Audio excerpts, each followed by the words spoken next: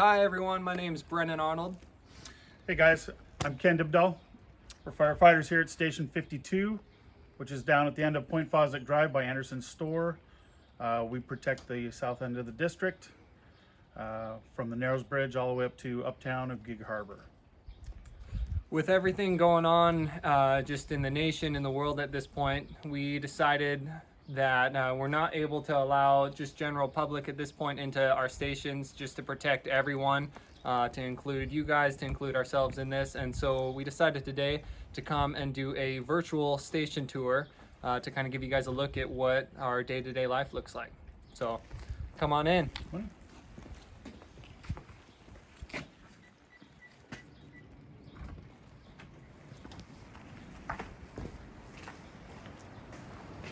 So coming in here, entering, we've got our apparatus bay where we keep our fire engine and our aid unit at Station 52. These are the two units we have. We primarily go out on calls in our engine here, and then if the district resources need it, we can hop over onto our BLS aid unit next door over here and go run medical calls on that and have the ability to take patients into the hospital. So we typically run a 3-person engine company out of this station, and then we'll cross-staff back and forth between our engine and our aid unit, as Brendan said, depending on the nature of the call that we're dispatched to and the needs of the department. Our shift officially starts at 8 o'clock in the morning. Most people show up sometime just after 7 o'clock in the morning, do a handoff with the off-going crew, and then we are on shift until 8 o'clock the following morning. And then that's when we get to go home and then take a day break before we have to come back on shift the following day. So why don't we go take a look. With working 24-hour shifts, there's a little more to the station than just where our rigs are parked, because this is kind of like a home to us where we come and have to spend a lot of time, obviously, one 24-hour period at a time. So let's go take a look at the rest of the station. So because of the COVID-19 outbreak that's been going around the world and stuff, we've adopted a few different precautions for ourselves.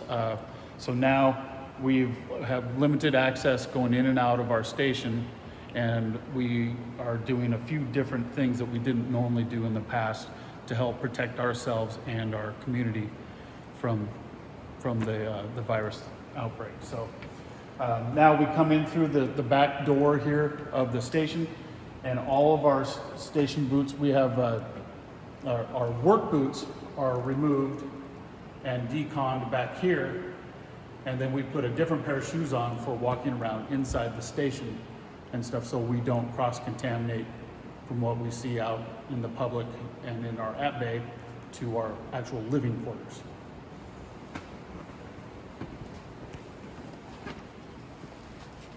So we have a bunch of supplies to clean our boots off if we feel like these have been contaminated or we are getting back from an alarm.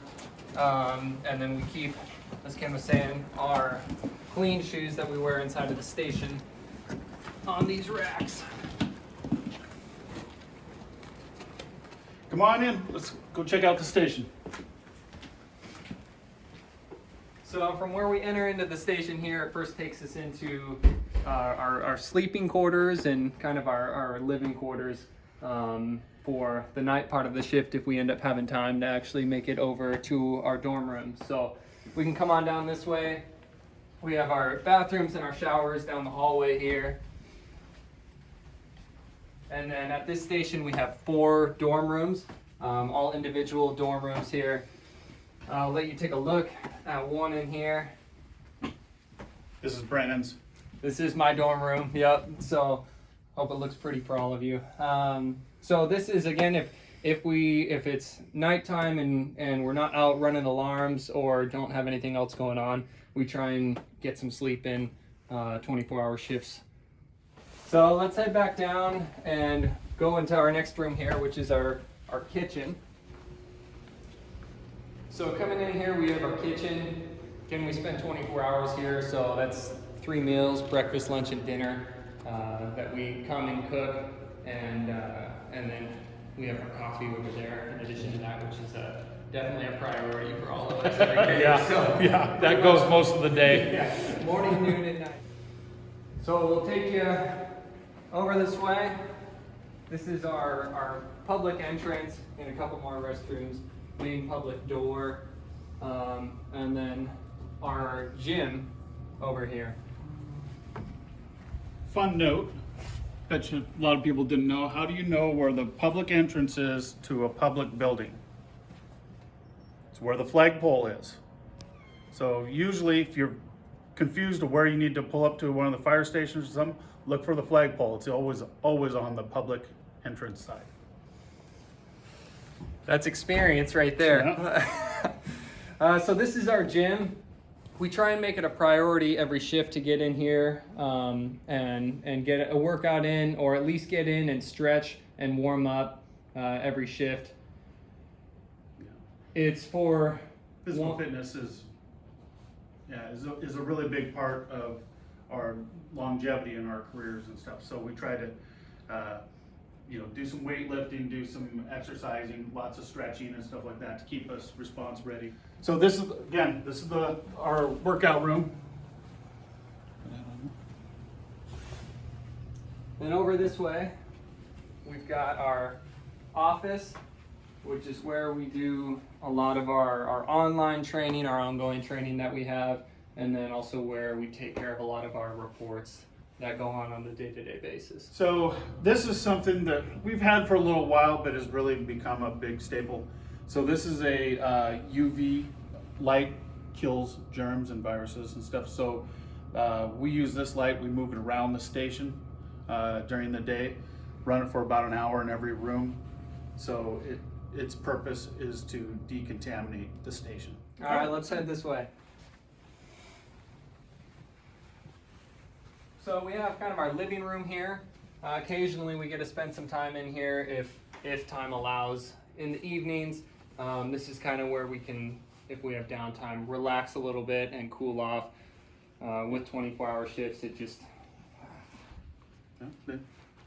It's a long time to be at work, so it's nice to, in the evenings, to have a little downtime, maybe catch up on a show or something like that before we head off to bed. Very often we have public in and out of the station, a lot of which can end up being community outreach, going out to like preschools and younger children that come in and do station tours and like to see what we look like, what life is like on a day-to-day basis. And so one thing we want everyone to know is what we look like in our day uniforms here that we wear just on a day-to-day basis, and then what we look like when we're going to a fire. And the difference between that. So why don't we go out here and take a look. So now we want to go ahead and show you, if we got dispatched to, say, a motor vehicle accident or to a house fire and stuff like that, Brendan here is going to go ahead and put on his, what we call bunker gear and stuff, so people can see what we would look like if we showed up on a car accident or at their neighbor's house for a house fire. So first thing that I got to do out here is I got to get these boots off. So the nice thing is we have zippers on the front. And so we're able to get out of these pretty quick. So I pull these off and come over. We have all our gear always laid out so that we can get it on quickly. First thing I'm gonna do is we have what we call a hood. This protects our neck when we have all of our gear on. After I have my hood on, I come over and I step into my pants and my boots here. And we have it laid out with our pants around our boots so that I can come and just pull these up. Go ahead and clip them, and I'm all good from my waist down. Next thing I'm gonna do is put my radio on, because this goes underneath my coat. And then I'm ready to throw my coat on.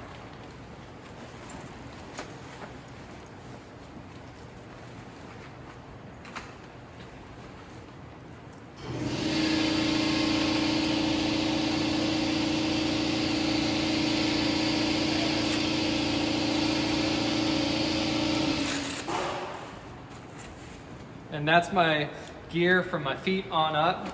We have our air packs I'll pull out here, and then we keep Everyone keeps them in different places. I keep my gloves in one of my pockets here, and I'll throw those on after I show you my air pack here. So this is our air pack.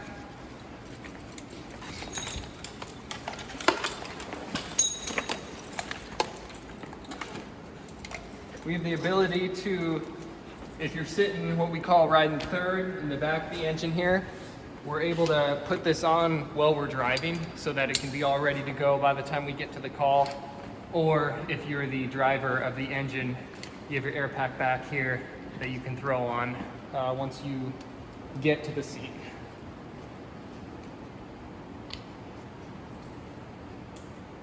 I keep my mask clipped onto my air pack so that I know where it's always at. So first thing, I've got my pack on now. So to be able to actually operate this, first thing I need to do is put my mask on.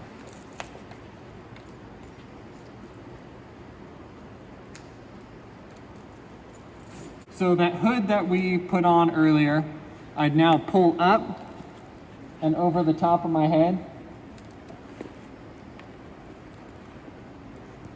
And that's used to protect my neck and the whole back of my head up and over. I'm gonna now go grab my helmet. So after I have my mask on, my hood up, I'm ready to put my helmet on. Tighten it down.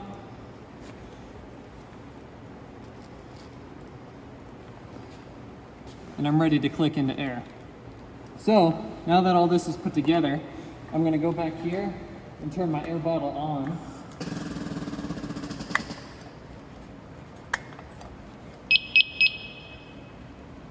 And you can hear those beeps. That means that the computer system within this is turning on properly.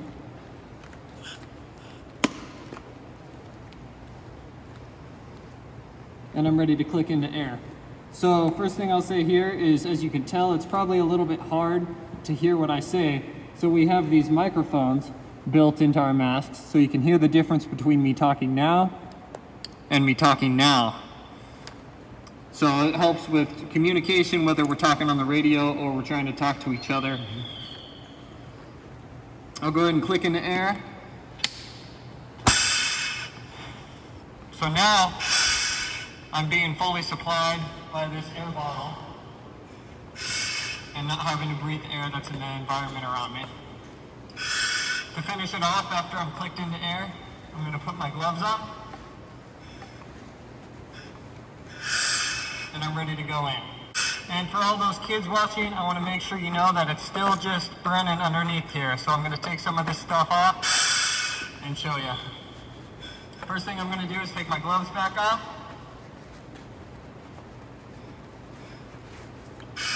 Unclip from air.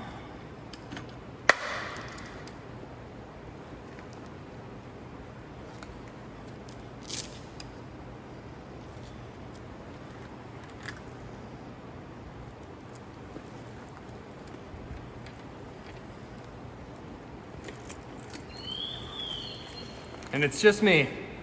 All right. So something I'd like to speak on a little bit is, especially to parents out there, on top of having smoke alarms in your houses, there's something I like to call close before you doze. And that is just closing your bedroom door once you go to bed. We've had the opportunity to be able to see different places where you have a fire in a house and you've got one bedroom door that was open during the fire and one bedroom door that was closed during the fire. And it's truly a difference of night and day. Truly, the bedroom that had the open door would not be a survivable space in some of the situations we've seen. Whereas the bedroom right next to it that had a closed door would be, I mean, you could have sat in there the entire time and almost not known that there was even anything else going on. So that's something we're really trying to push for, because that can be a life-saving thing that you can do. So now that you've had the opportunity to see us and what we look like in our bunker gear and on fires, we're going to go ahead and move over to show you what you can expect today if we are to show up on a medical call and how we look different. Hi, my name is Jeff. I'm with Gig Harbor Fire and Medic One. We're here today to just help you understand some of the changes that have occurred in our protective equipment based on the changes that have happened in our world today with the virus. I have Scott here. We're just going to walk through some of the things that you might see us wearing when we show up to your house to take care of you. Scott is wearing some eyewear and what's called an N95 mask and a gown. This is our baseline level of protective equipment that we're going to show up in. Along with that, if you are having symptoms such as a cough, we're going to be asking that you wear one of these little masks that we're going to bring with us for you. That's going to help protect us and the other people that might be around you. Over here we have Bob, and Bob is wearing a similar outfit to Scott, but you'll notice that his face is covered by a respirator, and this is a higher level of respiratory protection that we would be bringing for patients that have symptoms or confirmed tested diagnosis of COVID-19. That's what we're going to be wearing when we come to take care of that type of patient. But please keep calling us. We do make house calls. If you have an emergency, give us a call and we'll come out and help you out. So, everybody, hey, thanks for coming and hanging out with us here at Station 52. Really enjoyed this moment to be able to kind of share this with you, and so you can see where we live and spend our days when we're on shift. Yeah, thanks for tuning in, guys.